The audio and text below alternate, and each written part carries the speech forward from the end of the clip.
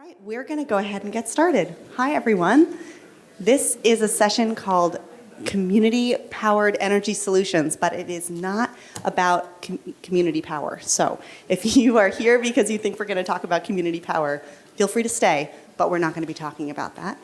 My name is Sarah Brock. I'm a program manager at Vital Communities. We're in the Upper Valley, and I have, for the past 10 years or so, been working with energy committees and commissions and coordinators in the 40 or so towns in our regions that have energy committees and energy commissions in the Upper Valley of Vermont and New Hampshire to take on energy efficiency and clean energy projects of all kinds. So I'm really excited to be here today.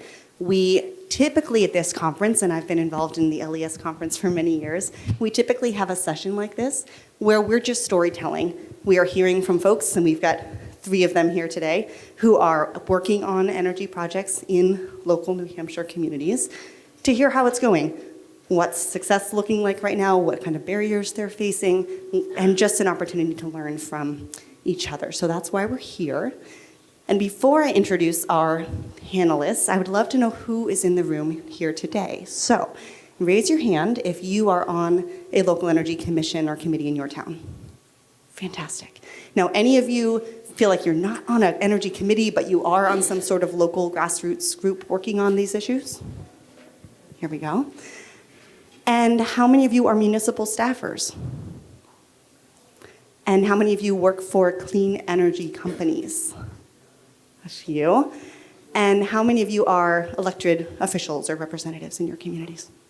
So we've got quite a mix here today. That's great. So here to share some stories with you today are a few folks. We have Dori Drachman from Peterborough area. We have Lou Grondin from Lee, and we have Mary Lou Krambeer from Bethlehem to the north. We also have some folks from our Clean Energy New Hampshire Energy Circuit Rider team. Melissa and Gabe up here, but I know we also have Katrin and John in the room. There's Katrin, there's John. This is a team that has been growing. Back in 2019, Melissa, I think, was our first circuit rider, testing the idea that maybe it would be helpful to have someone going town to town helping bring clean energy and energy efficiency projects online. Turns out that's really helpful. We've got a lot of projects done that way. So the team is now 4 strong, soon I think to be 5, right? And we will have, so we've got you 2 working in the North Country with businesses and municipalities, and then Katrin works in the Seacoast, and John works in the Peterborough, Monadnock region with municipalities. And hopefully we'll be seeing more Clean Energy New Hampshire circuit riders around the state in the coming years. But they're going to be talking to you about some of the resources they have to work with communities statewide. Gabe's going to be sharing news about a grant that I believe Clean Energy New Hampshire just received to work with more businesses across the state. And then Melissa will be sharing a tool that the team has created to help towns access information about grant opportunities to fund some of these projects. So, without further ado, I am going to turn it over to Lou in a moment to talk about Lee. Lou from Lee. Lou from Lee. And while you are listening to these storytellers, I just want you to be thinking about what it takes to get these projects done at the local level, what sounds familiar to you, and what you might have to add to the conversation. When we're done hearing from everyone, we'll have an opportunity for questions, but I hope it'll be more of a dialogue, because we'd really love to hear from all of you what some of your experiences, barriers, what's working in your communities. We're here to learn from each other in this next hour and 15 minutes or so. So, what's going on in Lee? Take it away, Lou. So, all right, thanks for having me. Lou Grondin from Lee. I'm just a volunteer. The Energy Committee, basically what I'm going to talk about is the history of the Lee Energy Committee, and I'm sure a lot of this is going to be very familiar to you. So many people on energy committees. So I'm just going to go through the history, and then we can make a few comments. So the Lee Energy Committee was formed in 2010 with the goal of efficiency and outreach. The new Energy Committee was comprised of quite a few enthusiastic members who were on a mission. They held energy fairs, and compiled a great deal of information on energy and efficiency. In 2011, the committee obtained a $40,000 grant to do an energy audit of all the town's buildings. A very comprehensive report was created detailing the weatherization problems of each building, how much it would cost to upgrade the buildings, and what the payback period would be for the work being done. Much energy went into convincing the town that something should be done about energy efficiency. However, 7 years later, when I joined the committee, not one of the suggested upgrades had been done. So, kind of discouraging. And why? Why did it happen? So a little background about Lee. Lee has a population of about 4,500 with relatively few businesses. And much of the town income comes from its residents through property taxes. This situation results in a fairly high property tax. That makes it difficult to get any project approved in the town because of a reluctance to increase the property taxes. I'm sure you're very familiar with that. For instance, the library is just now beginning a remodeling project after 18 years of various proposals and warrant articles. Sound familiar? Probably. There are usually many competing projects. Our town buildings, we don't have that many town buildings, maybe 6 or 7. We have 2 fairly new ones, the fire/police station, the transfer station, and about 4 other smaller and much older buildings. So here are my theories about why it took years for energy efficiency to be adopted in Lee. At the time that the Energy Committee began, 2010, I don't think energy efficiency was much of a priority in many people's minds. I believe the low price of energy in this country had a lot to do with that. The benefits of weatherization appeared over many years, which makes it difficult to compete with other projects that have more tangible and immediate results. Another factor in the delay in energy efficiency adoption in Lee is that, as in most of New England, many of the buildings are old. And some people in the town want to upgrade the old buildings, while other people would rather see new buildings that are much more energy efficient. What that results in is a situation where nothing gets done. It's indecision that just lasts for forever, seemingly forever. This is still happening. So when I began to attend board meetings, one of the recurring topics was ice dams on our 2 newest buildings. The transfer station office roof had large icicles that went all the way from the roof to the ground. The fire and police station had a large roof, a steep roof with large valleys, and had some very large and dangerous ice dams, icicles. At one meeting, the police chief got a quote to have a metal roof installed on the fire/police station for $60,000. He was sure that would fix the problem. I remember thinking I did not want to be standing under that metal roof when the ice started sliding off. Someone neglected to mention that the transfer station already had a metal roof and it still had ice dams. Ice dams are an example of how little most people know about weatherization and how it works. Those ice dams were sending us a signal about the weatherization in the building. Ice dams occur when hot air gets into the attic that heat from the attic transfers to the roof, and the hot roof melts the snow and turns into ice. You can prevent ice dam buildup by insulating the attic correctly so none of the heat gets to the snow. We furnished the board with articles on getting rid of ice dams. That was my first, basically my first experience with select board meetings. But by the time I joined the committee in 2017, I think attitudes towards energy efficiency were kind of changing. I think the years of energy fairs, proposals, and so on were having a cumulative effect of softening attitudes on the boards and the residents towards investing in energy efficiency. At about the same time, neighboring towns were beginning to very visibly adopt solar and energy efficiency.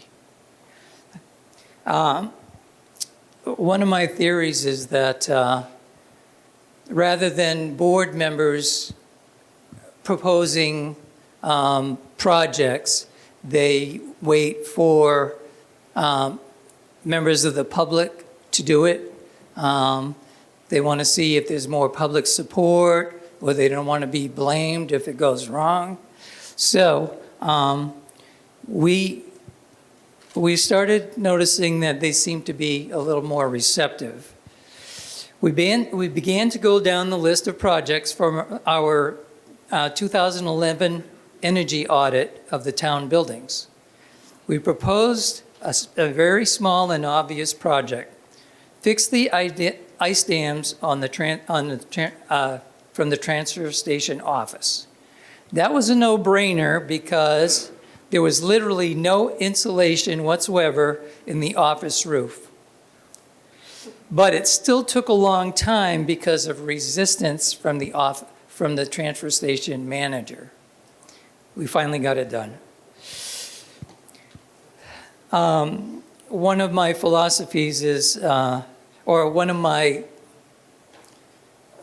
techniques, I don't know what you want to call it, but when I talk about a project, I usually don't talk about climate change, try to shame anybody, anything like that.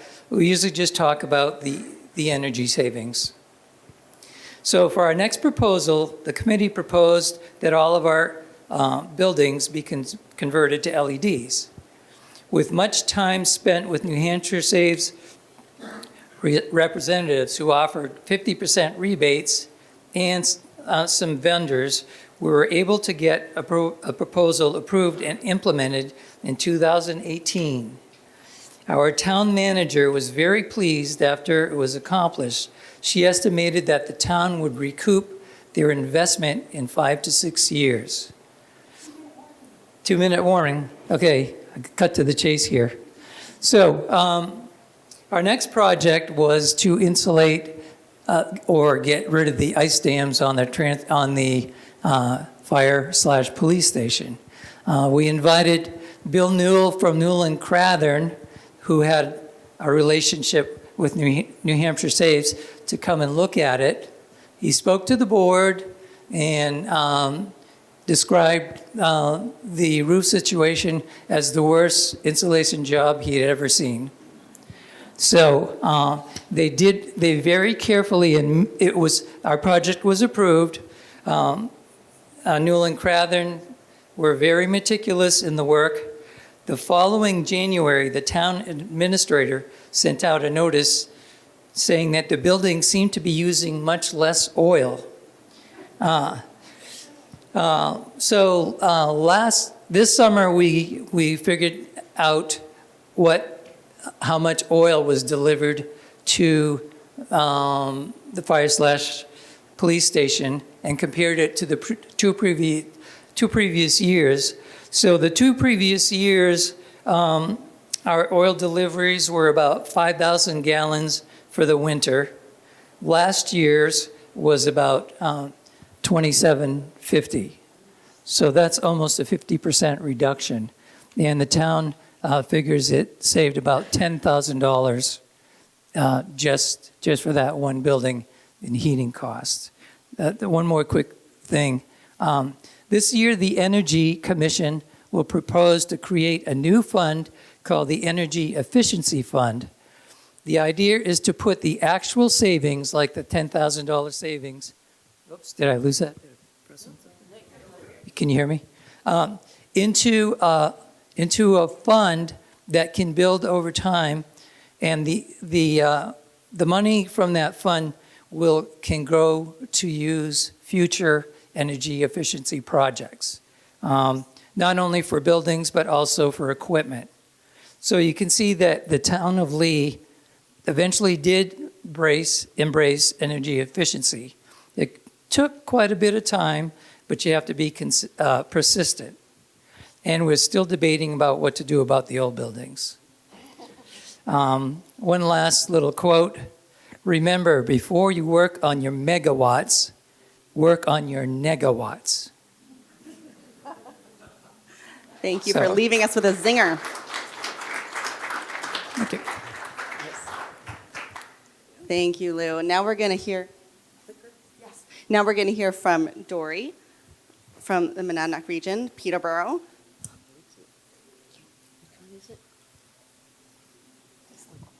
Thank you. Sure. So, hi everyone, my name is Dori Drachman and I'm from Peterborough, and I'm going to be talking about our building electrification project that we are in the process of and will be expanding shortly.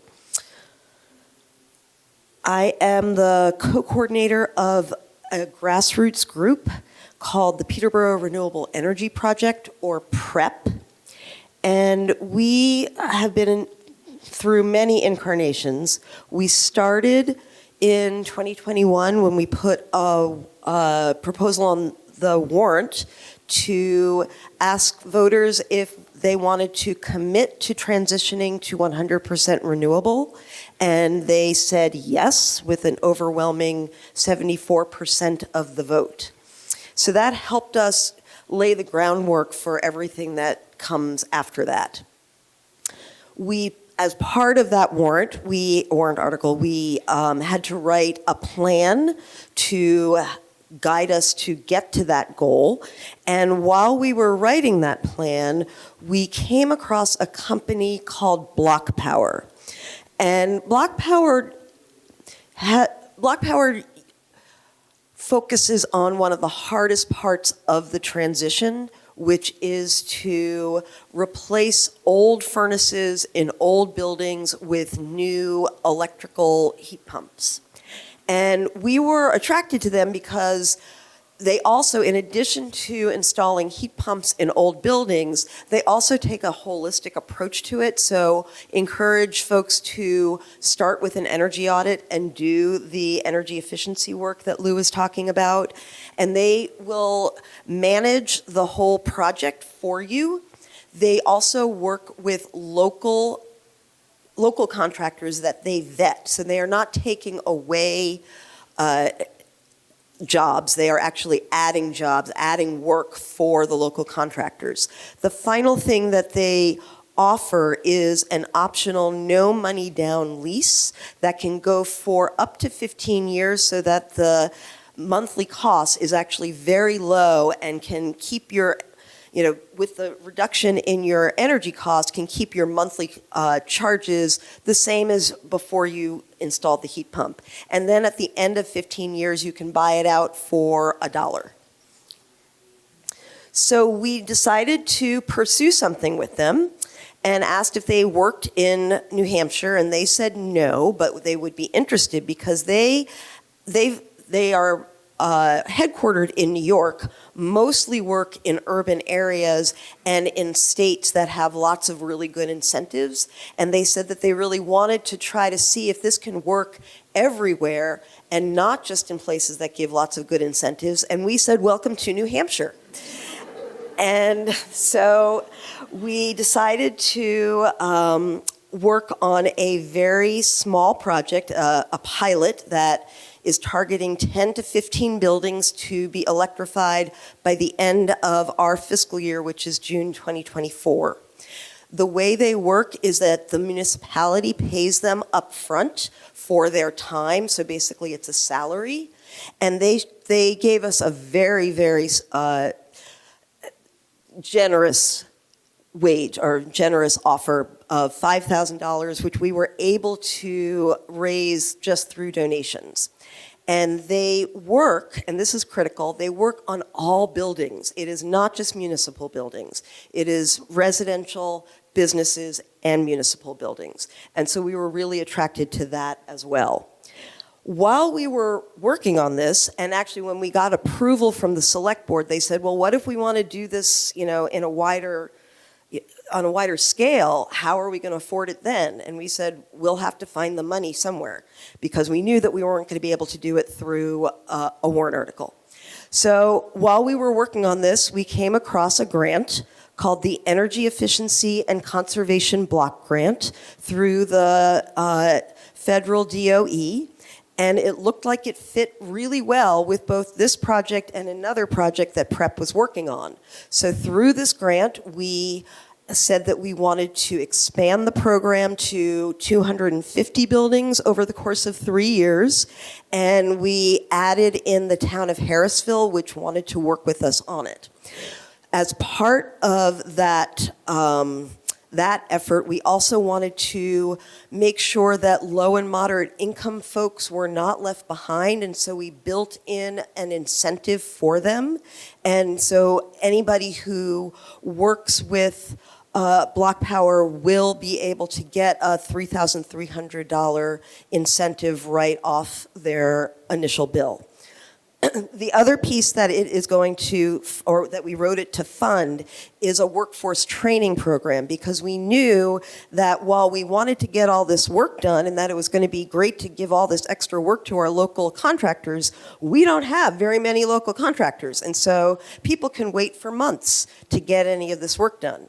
And so we started developing a workforce training program through our local makerspace in conjunction with Lakes Region Community College and other local contractors to offer some training. And so we expect through the grant to be able to get, at the end of it, 8 energy auditors and 8 more heat pump installers, which will be a very significant increase in this rural part of the state. Lo and behold, we got it. We had we did not expect that we were going to be getting this, but we were one of 12 grant applicants that got the grant. We asked for $880,000 and only got $700,000, so we are going to need to figure out how to reallocate. But we're pretty stunned and thrilled that we got it. So I was asked about how other towns can replicate this, and as I was thinking about it, I mean, this specific grant for this specific project is probably not exactly replicable. This is a one-time grant, but there are ways that this is replicable. And so the first way is that we are in a real funding moment. There's more grant money for projects like this than there has ever been. And there will continue to be these grants for the next 10 years. And so we should take advantage of it. Apply for grants. And when you apply for those grants, have really clear ideas about what you want to do, because once those funding opportunities drop, you have about 2 to 3 months to get the application in. And so you really need to be able to turn it around quickly. So think about it now. What would you do if you had a bunch of money, $500,000 or whatever it is? Also, don't think about just municipal buildings. Think about your entire town, what you would want to be able to do. And then keep looking for grants. And it sounds like Clean Energy New Hampshire is going to be a great resource for being able to find grants on an ongoing basis. So that's one way to be able to replicate this. The other way is that while this has got a lot of money behind it, in essence, this is just a campaign, just like solarized campaigns, weatherized campaigns, heat smart campaigns that many of us have been involved with over the years. It's kind of on steroids, but it still works when you don't have hundreds of thousands of dollars behind it. And I learned from the best, Sarah Brock, how to kind of package what the common features are in those kinds of campaigns. You create excitement, perhaps by having, a series of events where you are going to invite local contractors that do energy audits and weatherization, and then or heat pumps, and then you invite people to it. You invite the town. You do house parties at different people's homes. And then you're providing a very low bar, easy entry into that dialogue. And then you make it, time bound. We just, the IRA rebates just got started. Let's take advantage of that. We're going to have these activities, these fundraisers, or these functions over the next 3 or 4 months. Please come to one of them. And then you can get started. And so those are really the ingredients. So you can do this through getting a lot of grant money, or you can do it without getting a lot of grant money, but you can still make a difference. And so I think it is replicable in those ways.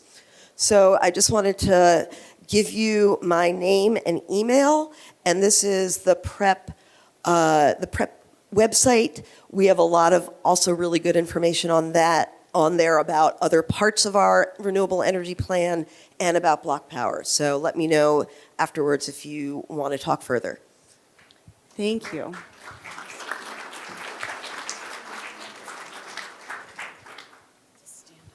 And finally, Mary Lou.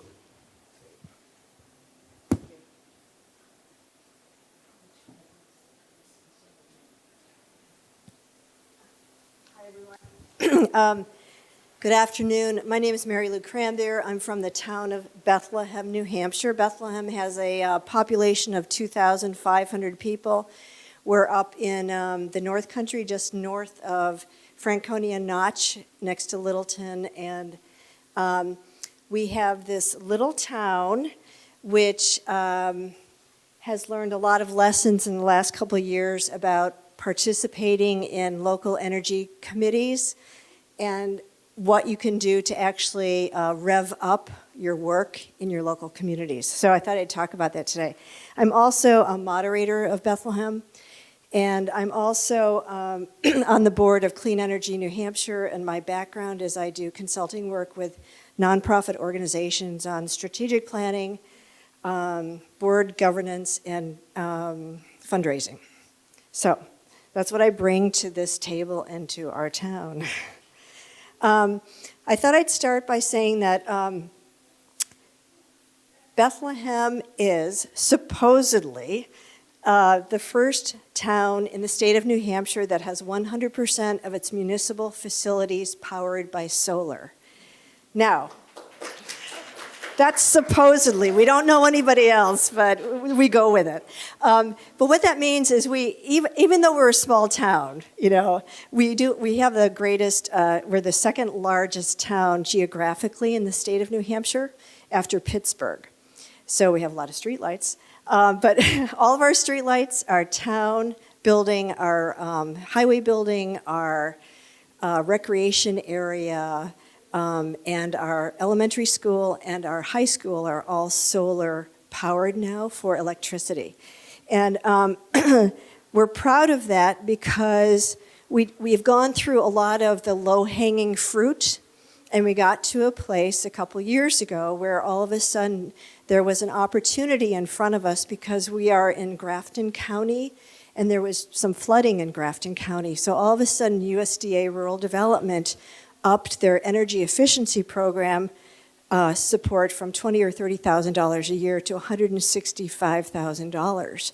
So we thought, well, this is probably a one-time opportunity for us to really go for our ideal project, which is to get solar on all of these buildings and make sure that our electric load is taken care of. So we hopped on it, and it was kind of a challenge because we needed to raise, and these numbers are very low for you, but we needed to raise $500,000 from our little town. And so we had that $165,000 grant in, and the government's fiscal year ended, and they hadn't granted it to us. So we had to work with a congressional delegation to push the funding into the next year. Luckily, that happened.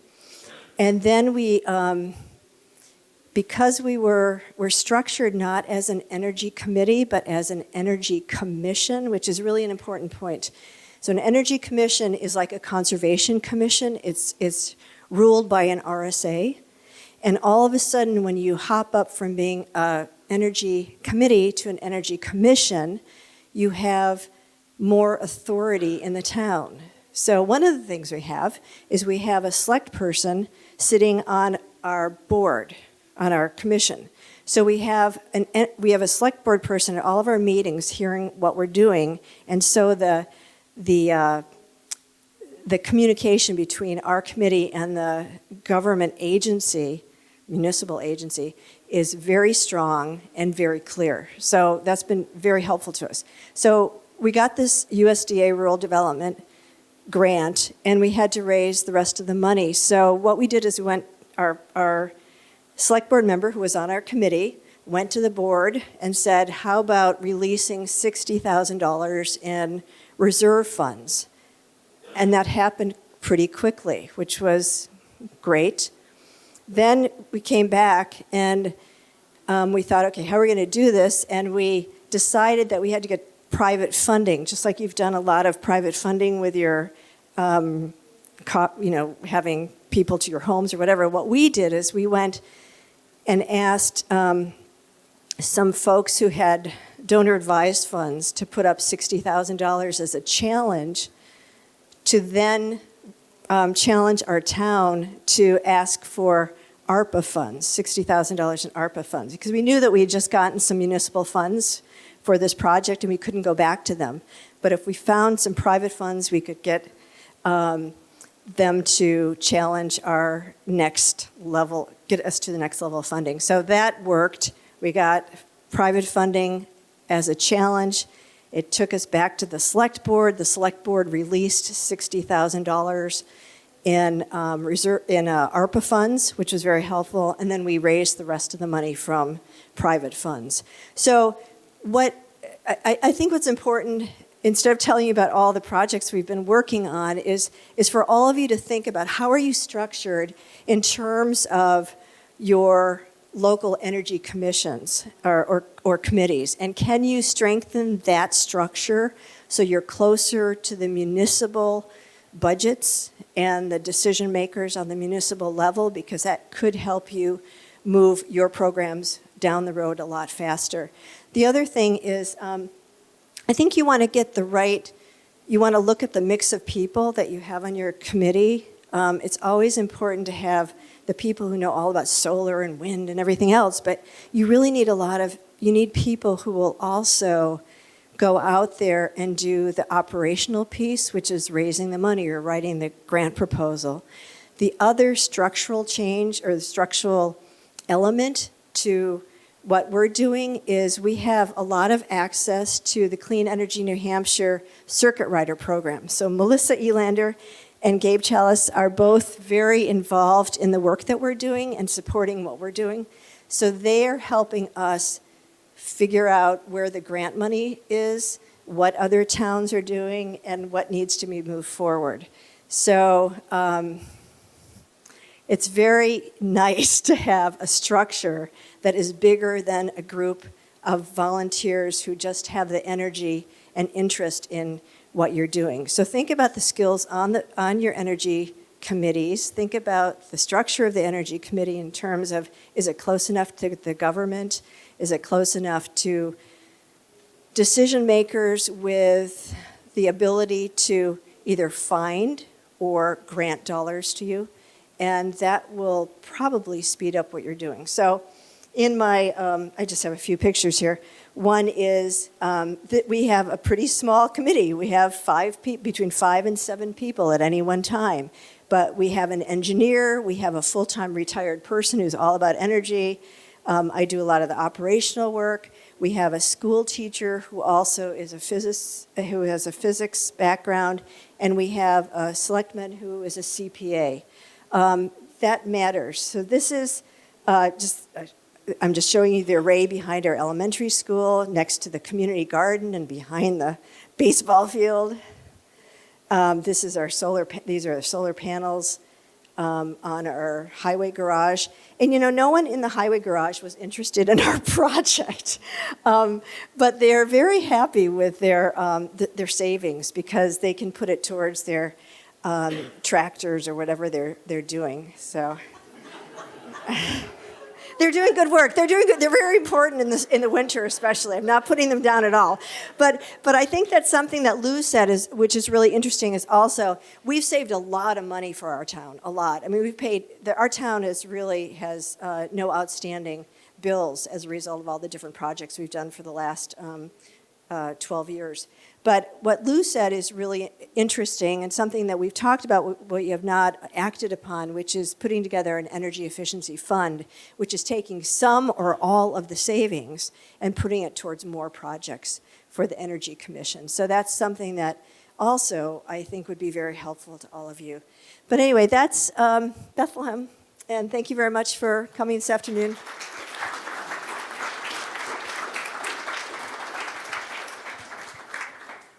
Thank you.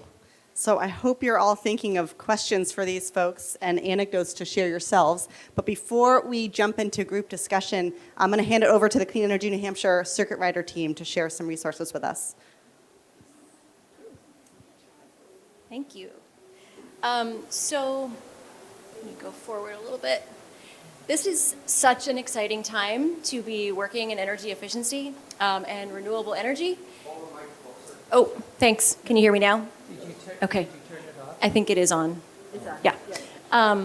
So it can also be really overwhelming, and I'm sure many of us in this room have felt that because there are so many funding opportunities coming at us all the time, and figuring out which one applies to your project, which one applies to your group or group of groups can be very complicated. So one of the most frequently asked questions that we at Clean Energy New Hampshire get is there a centralized resource that we can go to find the funding opportunities that are available to us?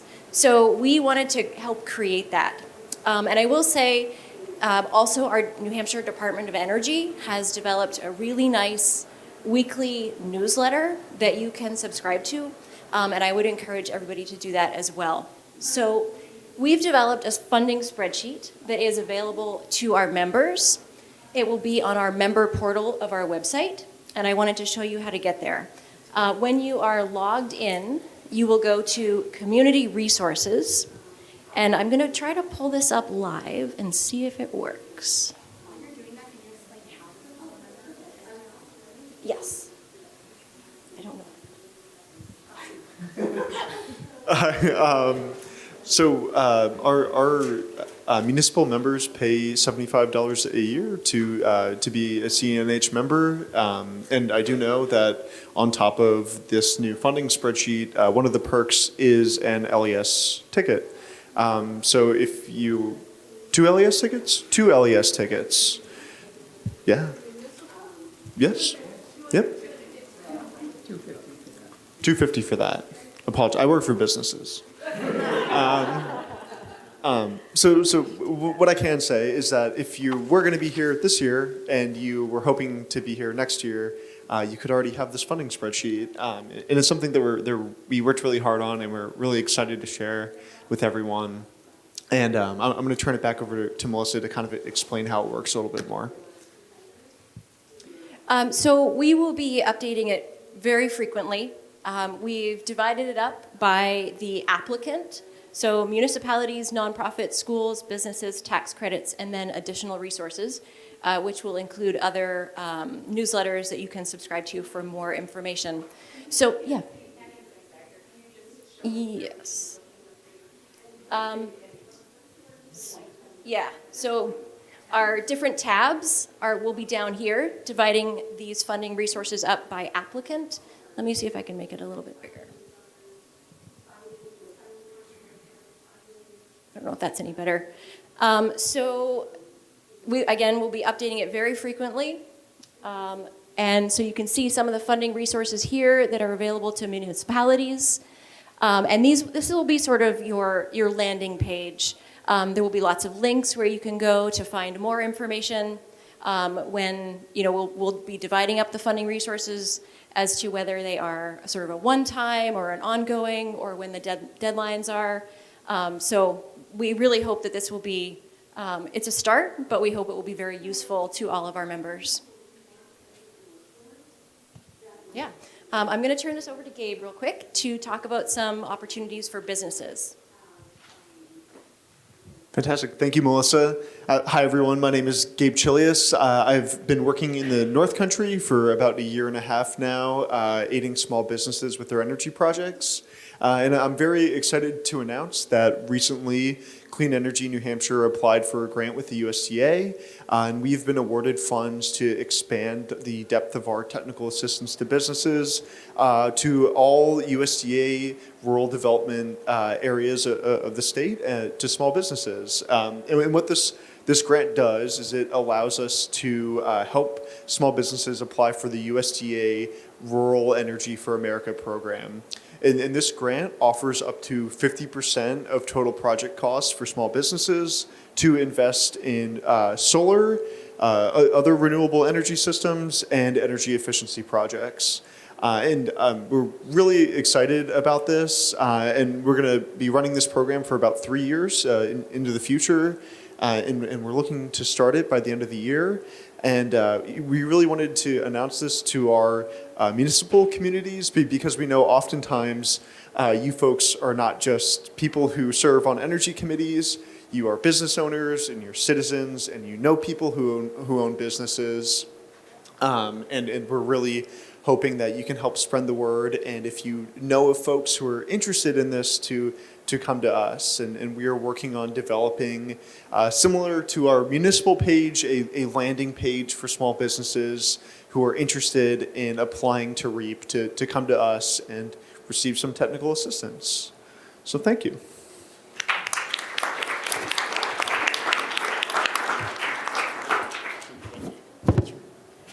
Another piece of feedback that we hear quite frequently is from towns that may not be eligible. A lot of the new funding that's coming available is for disadvantaged communities, and a lot of the existing funding from USDA is also for disadvantaged communities. So we hear quite often from communities that may not be eligible for those grants because they are not considered disadvantaged.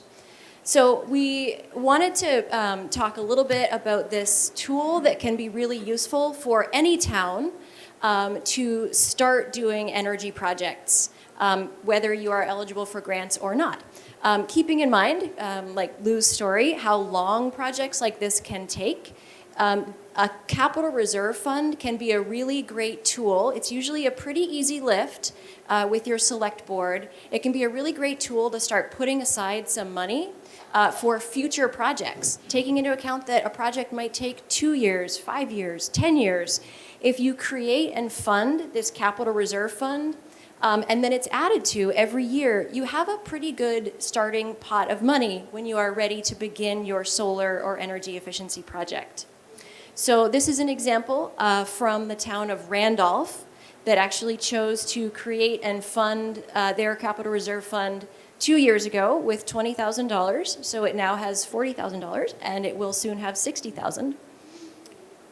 This is one from, where was this from?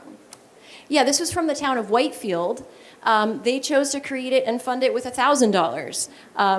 That will take a little bit longer to build up, but at least it's something. And they are actually developing some solar projects. And so they now have a fund where if they wanted to put some of the savings into a capital reserve fund, they can do that. And this is just more of a general grants match fund. that you could, if your select board is very resistant to energy, this may be another option for you to present a grants match capital reserve fund. Some towns may already have it, but this one was also from the town of Whitefield. They created it and funded it with $100,000. So it can be, getting those grant matches in place for when those funds become available can be really key if you need to act quickly. And that's it. Thank you. So another quick round for our speakers, and then let's open it up.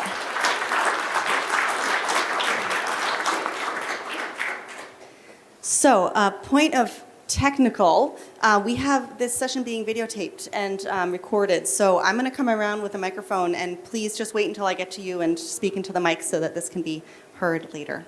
And I see a hand in the front to get us started. This is a question for Mary Lou. I'm David from the Tamworth Energy Committee, which is barely a year old.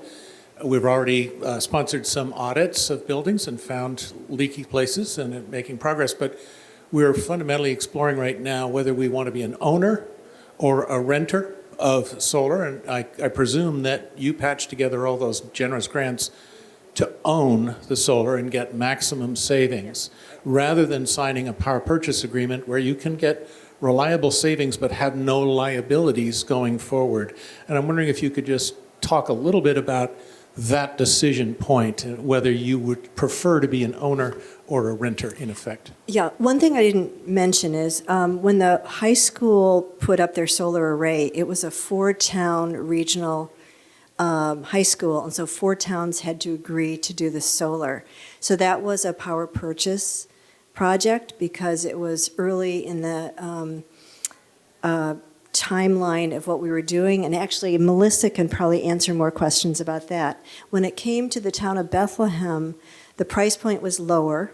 We had this grant facing us, and that motivated us to do as much as possible to raise the funds. We were prepared to take out a bond or to somehow piece together more municipal funding, because we didn't want to have another power purchase situation. So we have both in our town, basically, and we're very pleased not to have debt on the town arrays. So this is not about the project I was talking about, but in Peterborough, our local high school, Conval High School, has a solar array, and they used a PPA to get it on. But after 6 years, when all of the tax benefit is over, then you have the opportunity to buy it out at a much lower cost. So what the school board did was to do one of these energy reserve funds, and each year the voters are voting to put $100,000 into it, so that by year 6, they have $600,000 to be able to buy out the array. So that's another option. Melissa, anything to add? Okay. I see.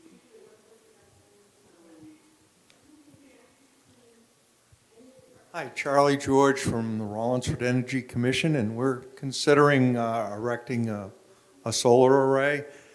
As a follow-up to the first gentleman's question, how do you plan for administration of that municipal array and maintenance? And how do you fund that plan? That would seem to me to be one of the biggest disadvantages to owning it. So we have the Bethlehem Energy Commission with the select board members sitting on it, asking all those questions all the time. So that's, once again, helpful, and it's a little bit of a shortcut to a lot of the answers and time it takes to do any of our projects. And the town has figured out that the administrator will oversee any kind of expenses related to the solar array, And it will come out, there's some money in the budget that can cover that. There are also some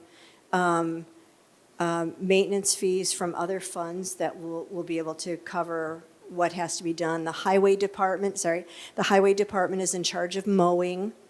So all those little pieces are being distributed to different people in the town. And it's not the Energy Commission that's doing it, which is kind of the important part for me.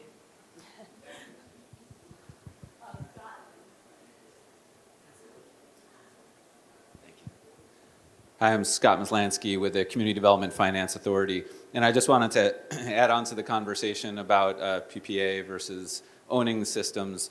I think a lot will depend on the size of the array that you're looking to put in, your appetite for debt, but for the most part, with the tax credit that's now available to municipalities and some of the other opportunities available, we've financed PPAs and we've financed, direct purchase of systems for municipalities, and if you can own it, I would say that's typically going to be the best bang for the buck for your community. On a larger scale, you might look otherwise, or if the town really doesn't have any appetite for debt. We've been trying, as I think other lenders have, to be flexible, knowing that investment tax credit is coming back. We usually only finance 80% of the system cost. In a couple of cases this spring, we've worked with Gorham and Plymouth, and we financed, in at least one of them, 100% of the system cost, with knowing that money would come back from the ITC to pay down, the tax credit to pay down. So we're trying to be very flexible with our resources to be able to get these projects done, to make sure the communities are owning the system where they can, so that they're getting the best benefit from it. And I don't know if some of the projects that you all have worked on, you'd find the same thing, but I just wanted to make that clear for some of the communities looking now. It's different than a few years ago when the PPA was really the main option for many towns.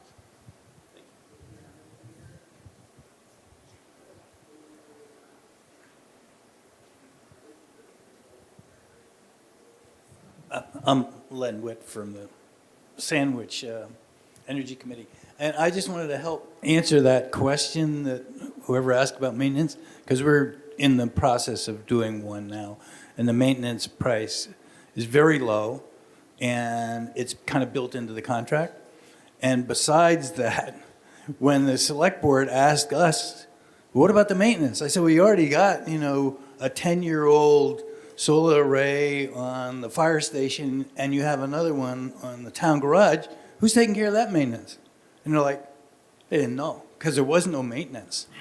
So that's not a really big concern when you're putting in the solar arrays. But the second question is, where's North Country end and begin? I have an idea where it ends up here, but I don't know where it starts down here. Do you want to answer? So we're partially funded by a private philanthropic organization that funds activities in Coas County, but we can also work a little bit in northern Grafton County. So we are primarily Coas County and northern Grafton County. Technically, the North Country, I think, goes a little farther south, but yeah. When is Carroll County going to get a circuit rider? Sam? Talk to Sam Evans Brown. And then I don't have a question, but I have some praise for Bethlehem and Peterborough. My name's Sharon Nall. I run the energy program for New Hampshire Department of Energy Services, or New Hampshire Department of Environmental Services for wastewater and drinking water. The Peterborough wastewater treatment plant is getting an award this year for the most improved wastewater treatment plant in the state. They've reduced their energy use by 42%, which they have a very large solar array that was covering about 20 to 25% of their energy use. It now covers over 30%. Bethlehem, they are getting an award for the most efficient lagoon system in the state. And they're also, they have a project with us that we're funding for a solar array as well as some energy efficiency work. Once that's implemented, they will be also a net zero wastewater treatment plant.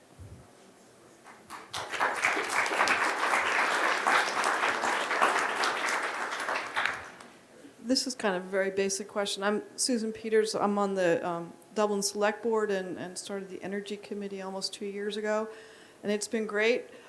We currently have no budget, and I'm thinking I paid to join Clean Energy New Hampshire myself. Just wondering, towns with energy commissions, we're a town of 1,600 people roughly, what kind of a budget should we have for our little energy committee to cover just these basic expenses? I know this is really, really rudimentary, and these reserve funds sound like a great idea. I'm going to take them back to the select board and bring it up on Monday. But just to try to get onto the 2024 budget for something. Thank you.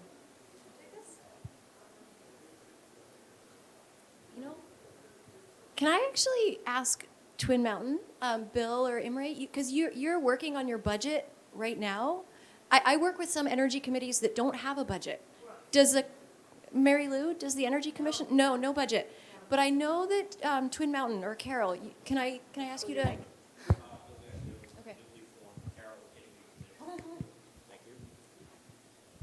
Bill Vecchio from the newly formed 2 months ago Energy Commission, and we're glad we chose the commission. I'm not sure who mentioned that up front, but yeah, that was a good choice. So we just submitted our budget to the Town Select Board for consideration, and that will be part of our budget for next year. We just had that question. How much? A modest $2,600 we put in, part of which was to have municipal membership, Clean Energy New Hampshire, if I may add. So we hope that gets passed, and I'm sure it will. So we have some money in for engineering, I believe, marketing, what the other? We condensed it. Travel and training, and conferences. So a modest amount to get things going. Since we're new, we want to take a prudent approach first, and then we're starting to look at street light conversion to LED, which is kind of low-hanging fruit, but if we get that moving forward, get that done, that will give us some credence that we could do this, and the town could save some energy. So, thanks. And Melissa, thanks for all your help. And Gabe, look forward to working with you. Thanks for answering that on the spot. Hi, I'm Aubrey Nelson, and I work for the New Hampshire Energy Education Project and the Vermont Energy Education Program as well. And I just wanted to mention the importance of young people on your energy committees, and that there are so many amazing young people in their schools or outside of their schoolwork looking to do this work. And so if you can tap into the schools or their teachers, if you need help doing that, please contact our organization to help you do that. And so my question for the panelists is, do you have young people on your commissions or committees? And or how are you working with the schools, for instance, that you put solar panels on their roof? Is there some kind of program so that the students and the young people in your community understand what's happening and why? So I can go first. In Peterborough, I mentioned the high school array, and we did bring students into that process, and it was actually those students that convinced the board to vote for it. We had all kinds of data and graphs and good sound reasons for doing it, and they ultimately made the decision because it was a moral imperative for their students. And so it was a huge, huge factor. Just recently, we had an energy fair, and a student from Conval approached us saying, I want to join PrEP, I want Conval to get involved with PrEP, and so we are now working with her and the advisor of their after-school committee called Conval for Climate, and I guess we're all for climate is kind of a weird thing, but yes. So we are working together with them, but it was really hard actually to get back involved because we kind of got roadblocked by some of the faculty, and it took a student approaching us to be able to then go back into the schools. Both of our schools have an educational component associated with the arrays that have been put up, and those are in the schools. Well, one is in the school, one is being planned right now, and so the kids will be able to see what the solar generation, what the electric generation is each day, and then we have a teacher on our commission, and he has a link to the kids, right? We have 2 people under the age of 35 on our committee, except they just left last week because they couldn't afford a house in Bethlehem, so they bought a house in a neighboring town. So they're not on our commission anymore, which is a bummer. But they are running a solarized program, which is real, and they have, I think they have, another 3 or 5 people under 35 working with them. I don't know. It's the solarized program where you go to people's homes and help erect a solar array. That seems to be really appealing to them. But yes, that's something that's important to us, and we need to get back on it because we just lost them. We haven't worked with with the schools. Our situation with our town is the school is part of a tri-city conglomerate, Durham, Lee, Madbury, and the school board basically votes on environmental things. I know the Durham school system has gone all out. They've gone all out on everything.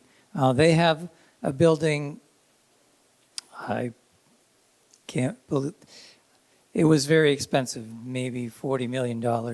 It's a net zero school.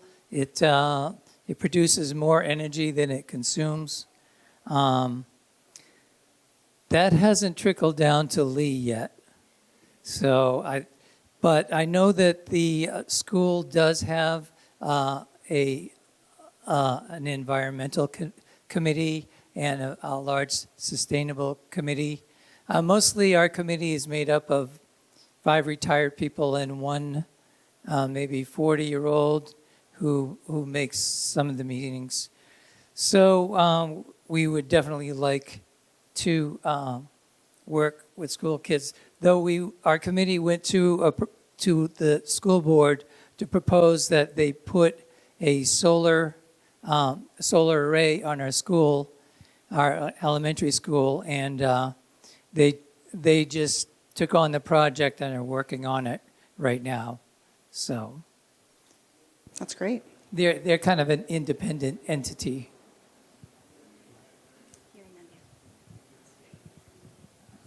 Renee Allen, Exeter Energy Committee, and I'd just like to tell you that we do have 2 student liaisons on our Energy Committee. We're on our 2nd cycle because they graduate. But what we did is we formed a non-voting position and went before the select board and asked if they would approve that. So that's something you can easily do. They attend our meetings all the time, and we kind of cross-pollinate some projects. And also they come from the environmental club. So that's where you can find them. Hi, Howard Khaled, co-chair Rye Energy Committee and CPCNH member. I just want to share some knowledge that we've gone through analysis on PPA versus an outright purchase. And with the IRA law, outright purchase is the way to go. Only issue is that if you're going to go for bonding, then when you write your warrant article, you need a higher level of approval. I think it's a 2/3 rather than a 50%, simple majority, so that could be a complicating factor. The other thing is that on the maintenance factor, it's a very nominal adder to any contract by any installer. Thank you.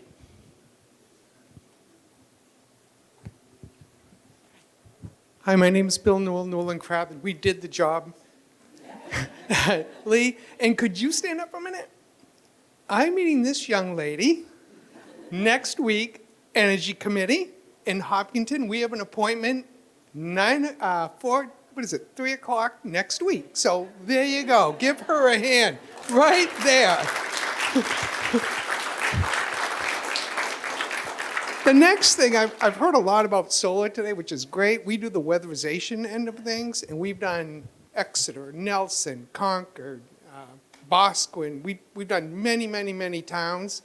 And I think one thing that's kind of been left out here is most of the buildings we go to that towns own are old, and energy is just pouring out of these buildings. So you can weatherize a building. That's what Lou did, save 10,000 a year. There was no solar involved in that. Adding solar after is a good idea, but the thing I wanted to let you know is there are utilities that will give you, they gave them 35%. Municipal buildings, Nelson got 50% from the utilities. So if you're on an energy committee, keep that in mind, that the utilities will give you money to get this done. You can go through GDS, resilient building groups. There's lots of committee people you can go to. Finally, look to people like me, solar people, whatever, when you're on these committees. We'll answer your questions. We'll give you information. I'm not trying to sell you anything. Just pick anybody, because there's things you may not know. And we are willing to help you. And then you can hire another contractor. It doesn't matter, but we're here. That's what we're going to do at Hopkinton. What they're going to do in Hopkinton is they're looking to put thermal on the outside of the building and then add heat pumps, and we're going to see how much that costs. So that's what I got. If you have any questions, just look for people like me or Solar or Sarah. Thank you. And do we have anybody from NH Saves in the room? Yeah, hi. So I just want all the municipal folks, don't hesitate to take advantage of your NH Saves program through your utility. And also Scott Maslansky has a really great grant program that your town may be eligible for to do an energy audit. So that's also another really great contact. Hi, I'm Madeline. I'm an energy efficiency project manager at Resilient Buildings Group. So I get contracted by Liberty Utilities to approach municipalities with identifying any projects at any time.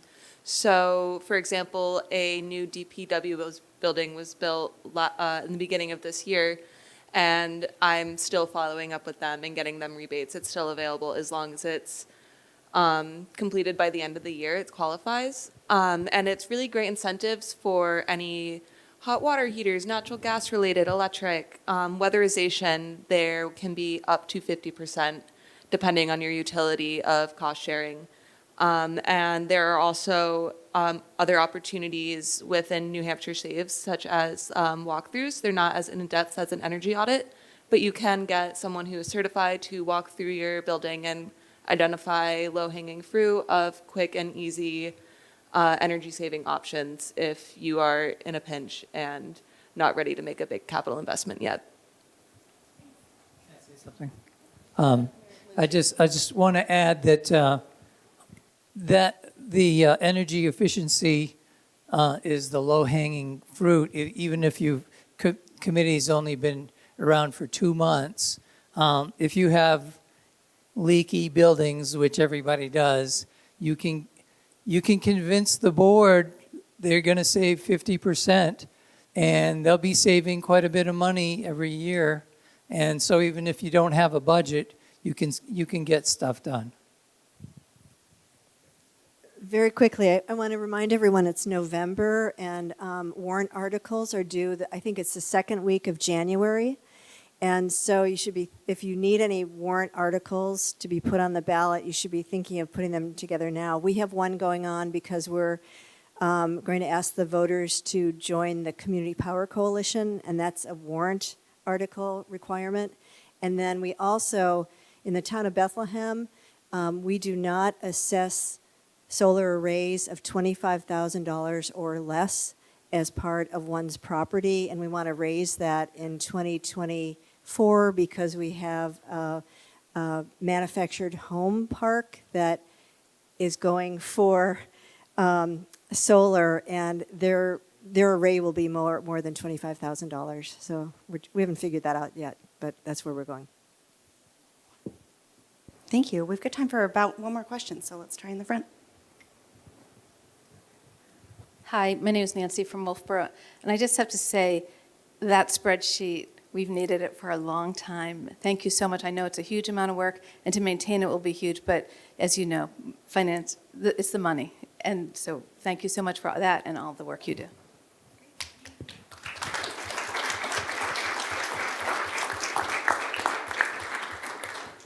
This is a suggestion for those people who are just starting and looking for money, the woman was talking about.